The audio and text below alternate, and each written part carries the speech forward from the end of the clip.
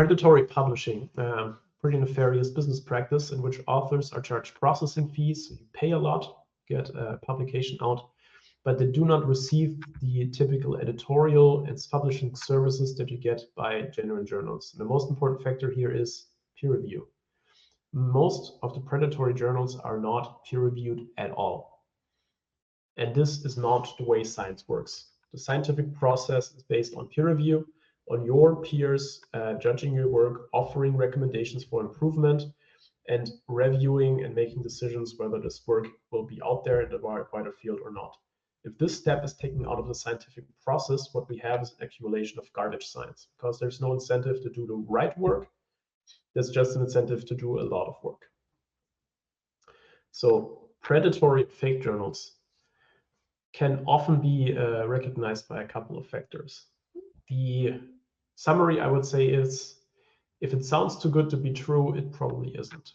So if they promise you publication, that's a huge red flag. If they don't have peer review and they state that, that's a huge red flag. Typically, their fees are even higher than other journals, but they promise in return to publish pretty much anything very quickly. You might see that they have a bogus editorial board with people on there that either don't know that they're on there or people that have been invented. And their headquarters, their business offices are typically very difficult to trace. However, it's a huge industry. It's estimated that there are over 12,000 predatory journals out there, 12,000 publications that just produce crap, that produce fakes, and that there's over 400,000 articles already published in those.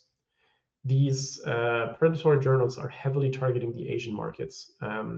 Typically, it's seen that over 40% of the publishers sit in Asia, and over 60% of the authors are Asian. So there's a really strong focus on the Asian market. So please be aware, predatory publishing is out there. If things sound too good to be true, they probably aren't. I'll say that a couple of times more. This is really something that you should ask yourself. How to spot such a predatory journal? Typically, it's a combination of an invitation to submit a paper. Very reputable journals just usually don't do that. Extreme cases now, just imagine Nature would send you an email to ask you to please publish in their journal. Probably wouldn't happen. The second huge thing is the promise of rapid publication, because that's how they want to bait you, that's how they want to catch you, because you might be in a position where you need to get something out very quickly. Other red flags typically are when you have very large editorial boards, pretty much someone everywhere, all around the world. Typically, that's not how it works. Also, if they have an impact factor that they show, but they don't show a listing in some of the search sources we already pointed out. So Journal Citation Reports, Thomson Reuters, Web of Science, and so on. If they're not listed in there, but they claim an impact factor, seems a bit fishy. If their physical location, so the street address of the publishing house, their headquarters, is either not given at all, that's a huge red flag, or if it's very hard to find, might also not be great. It may even be false, so a correct address does not prevent this from being a predatory publishing business. If the journal is not indexed by the major databases, or if they advertise, on the other hand, being indexed in Google Scholar. Being indexed in Google Scholar is a statement without any substance. It doesn't mean anything just because you can find it on Google.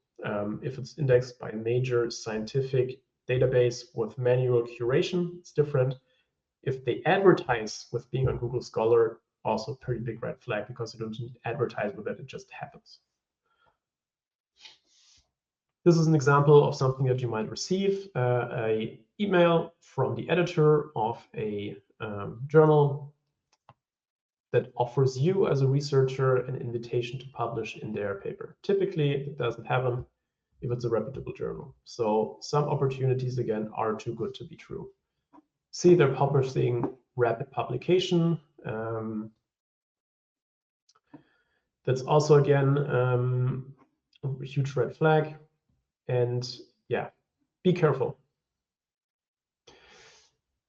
There's couple of ways also to spot them and to try to avoid doing that. So typically check the title of the journal very carefully. They often have deliberately misleading titles that sound very established, but they might not be. Check the URL carefully if there's a different domain hidden behind that.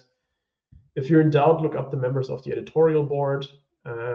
See if there's papers in the journal within your field, whether those papers have been cited at all. Do they get high citations or low? And ask your colleagues if they know the journal, if they have published in the journal even more.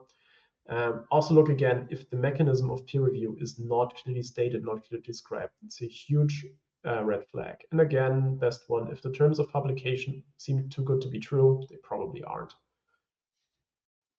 There's also pretty good web online resources on that, Beale's list at predatoryjournals.org. So if you find the paper on there, you can be pretty confident. If you can find the journal on there, you can be pretty confident that it is a predatory publishing business, and you should avoid publishing in that.